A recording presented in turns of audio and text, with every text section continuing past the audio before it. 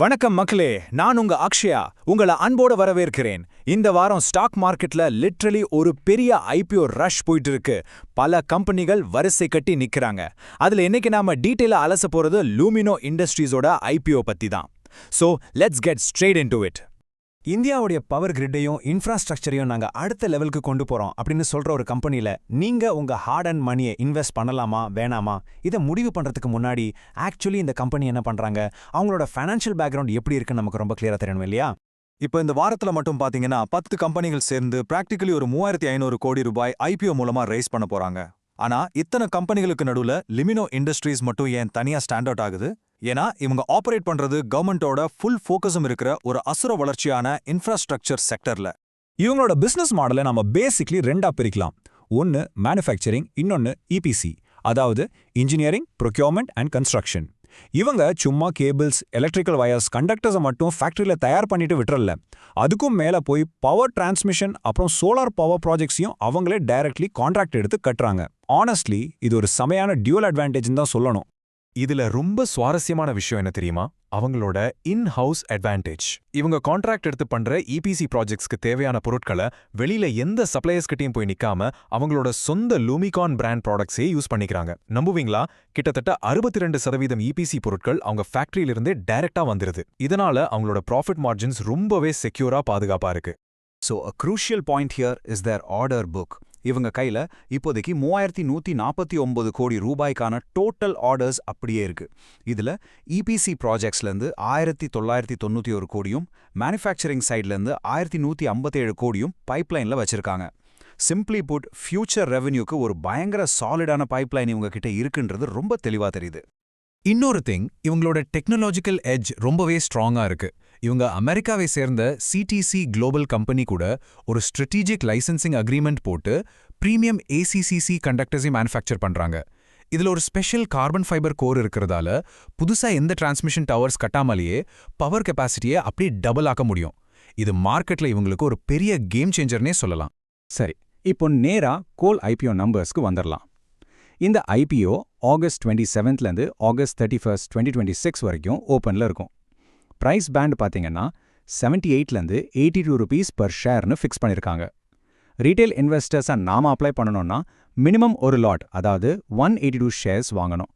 அதுக்கு எக்ஸாக்டா 14,924 rupees minimum investment நமக்கு தேவைப்படும். இந்த டோட்டல் இஷ்யூ சைஸ் 700 கோடி ரூபாய். இதுல 500 கோடி ரூபாய் ஃப்ரெஷ் இஷ்யூ, அதாவது இந்த பணம் நேரா கம்பெனியோட அக்கௌண்ட்டுக்கு அவங்களோட டைரக்ட் வளர்ச்சி பணிகளுக்காக போகும். மீதி இருக்கிற 200 கோடி ரூபாய் வந்து ஆஃபர் ஃபார் சேல், அதான் ஓஎஃப்எஸ். இது ப்ரொமோட்டர்ஸ் ஆன தேவேந்திரா அப்புறம் ஜே கோயல் அவங்களோட ஷேர்ஸை வித்து கேஷ் அவுட் பண்ற அமௌண்ட். இப்போ கம்பெனிக்கு உள்ள வர அந்த 500 crore ஃப்ரெஷ் இஷ்யூவை அவங்க எப்படி யூஸ் பண்ண போறாங்கன்னு பார்க்கலாம். இதுல ஸ்டாண்ட் அவுட் ஆகிற ஒரு விஷயம், 337 கோடி ரூபாயை அவங்க டெட் ரீபேமெண்ட்க்கு, அதாவது கடனை அடைக்க யூஸ் பண்ண போறாங்க. இது ஃபியூச்சர்ல கம்பெனியோட ப்ராஃபிட் மார்ஜின்ஸை டிராஸ்டிக்கலி பூஸ்ட் பண்ணும். அப்புறம் ஒரு 15 கோடி கேபிட்டல் எக்ஸ்பெண்டிச்சருக்கும் மீதி general corporate பர்பஸஸ்க்கும் ஒதுக்கியிருக்காங்க.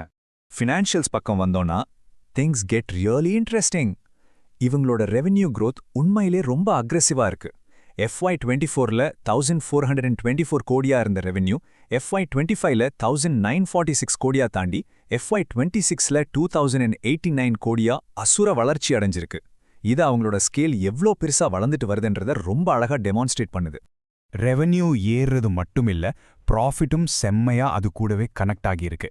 Profit after tax, அதாவது PAT பார்த்தீங்கன்னா FY24ல 86 கோடியிலிருந்து FY26ல 160 கோடியா பிராக்டிக்கலி டபுள் ஆகியிருக்கு. பிஸ்னஸ் ரைட் நவ் ரொம்பவே லுக்ரேட்டிவா போயிட்டு இருக்குன்றத இந்த நம்பர்ஸ் நமக்கு அடிச்சு சொல்லுது. ஆனா எந்த ஒரு இன்வெஸ்ட்மெண்ட்லயும் ஸ்ட்ரென்த்ஸ் இருந்தா கண்டிப்பா சில ரிஸ்க்ஸும் இருக்கும் இல்லையா? Time for an impartial reality check. இவங்களோட இன்டிகிரேட்டட் இபிசி மாடல் அப்புறம் அந்த 3149 crore ஆர்டர் புக் கண்டிப்பா பெரிய ஸ்ட்ரென்த்ஸ் தான்.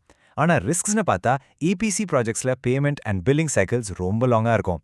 அது மட்டும் இல்லாம இவங்க ப்ரொடியூஸ் பண்ணுற ஏசிசி பிரீமியம் கேபிள்ஸ்க்கு சிடிசி குளோபலோட டெக் லைசன்ஸை மட்டுமே டிபெண்ட் பண்ணியிருக்காங்க. இது டெஃபினெட்லி ஒரு கிரிட்டிக்கல் டிபெண்டன்சின்னு தான் சொல்லணும். வேல்யூஷன் வைஸ் ஆல்ரெடி லிஸ்டடா இருக்கிற பியர்ஸான அபார் இண்டஸ்ட்ரீஸ், கல்பத்தாரு மாதிரியான ஜாயன்ட்ஸ் கூட கம்பேர் பண்ணி பார்த்தா லுமினோவோட ஏர்னிங்ஸ் பெர் ஷேர், அதாவது இபிஎஸ் வெறும் 6.57 கொஞ்சம் கம்மியா தெரியலாம். ஆனா அவங்களோட ரிட்டர்ன் ஆன் நெட்வொர்த் பாருங்க, ரொம்பவே காம்படிட்டிவா 24.62% இருக்கு. கம்பெனி அவங்க இன்வெஸ்ட்மெண்ட்ல இருந்து எவ்வளவு லாபகரமாக ரிட்டர்ன்ஸ் எடுக்கிறாங்கன்னு இது நமக்கு ரொம்ப தெளிவா காட்டுது. ஃபைனலா தி பிக் क्वेश्चन, நீங்க இதுல இன்வெஸ்ட் பண்ணலாமா? இதோ உங்களுக்கான unbiased apply, wait or skip verdict. இந்தியாவோட பவர் அண்ட் இன்ஃப்ராஸ்ட்ரக்சர் பூம்ல உங்களுக்கு ஒரு லாங் டேர்ம் எக்ஸ்போஜர் வேணும்னு நினைக்கிறவங்க தாராளமா அப்ளை பண்ணலாம். ஐபிஓ பணத்துல கடனை அடைச்சதுக்கப்புறம் கம்பெனி அடுத்தடுத்த குவார்ட்டர்ஸ்ல எப்படி பெர்ஃபார்ம் பண்ணுதுன்னு பார்த்துட்டு முடிவு பண்ணலாம்னு நினைக்கிறவங்க வெயிட் பண்ணலாம். ஆனா long EPC billing cycles, technology dependency இதெல்லாம் எனக்கு ரிஸ்கா படுது அப்படின்னு நினைக்கிற ரிஸ்க் அவர்ஸ் இன்வெஸ்டர்ஸ் நீங்க இதை தாராளமா ஸ்கிப் பண்ணலாம். மார்க்கெட்ல எந்த ஒரு கேரண்டீட் ரிட்டர்ன்ஸும் கிடையாது. So make sure you choose what fits your profile. இந்த வீடியோ உங்களுக்கு யூஸ்ஃபுல்லா இருந்தா லைக் பண்ணுங்க, கமெண்ட் பண்ணுங்க, ஷேர் பண்ணுங்க. இது மாதிரி ஐபிஓ அனாலிசிஸ் மற்றும் ஸ்டாக் மார்க்கெட் வீடியோஸ்க்கு Lumos by அக்ஷயாவை சப்ஸ்கிரைப் பண்ண மறக்காதீங்க. Just a quick reminder, this explainer is strictly for educational purposes and not investment advice. உங்க டிசிஷன்ஸை எப்பவுமே உங்க ஃபைனான்ஷியல் அட்வைஸ் கிட்ட கன்சல்ட் பண்ணிட்டு எடுங்க. So tell me in the comments, Luminoட ambitions உங்க போர்ட்ஃபோலியோக்கு செட் ஆகுமா இல்ல லாங் இபிசி பில்லிங் சைக்கிள்ஸ் உங்களை யோசிக்க வைக்குதா? உங்களை அடுத்த எக்ஸ்பிளைனர்ல சந்திக்கிறேன். நன்றி.